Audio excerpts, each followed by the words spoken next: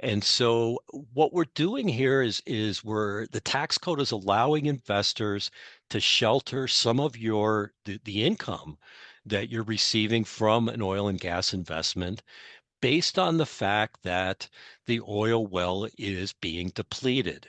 So in this case, it's, whatever the reserves are, if we knew that to the exact amount, whatever we're pumping out of there is reducing those reserves. And so when we're looking at depletion, we're really looking at two different things. We're looking at this cost depletion and we're looking at statutory, or this percentage depletion. Now, again, you may say, oh man, this is getting sort of, kind of nitpicky as far as the accounting terms go, but these are really important as far as what the overall investment can produce from a tax perspective. And so, again, oil and gas, it's finite. I mean, you may have big reserves, but you're eventually going to use it up. So, again, with depletion, we have two different uh, portions or two different ways that we calculate this. The first one is cost, and this is what the real big guys have to use. It's fine as far as the cost depletion goes, but it will eventually stop. So once the investment is recovered, then the cost depletion stops.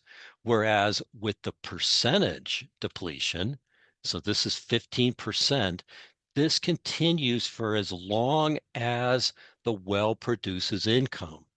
And so I can't emphasize this enough that a lot of times this is what is going to make a huge difference in the particular investment based upon what you were hoping for as far as the investment goes.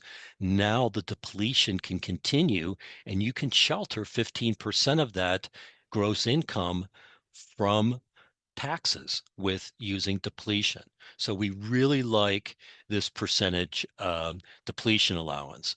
So the net effect of that is really for every buck of income we make, we're only going to get taxed on 85 cents.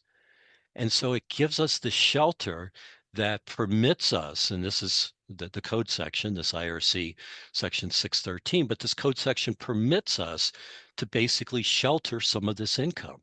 So this is a legal way that we can avoid taxes on income that from other investments, if this was rental property, let's say, I'm going to pay tax on the full dollar of income.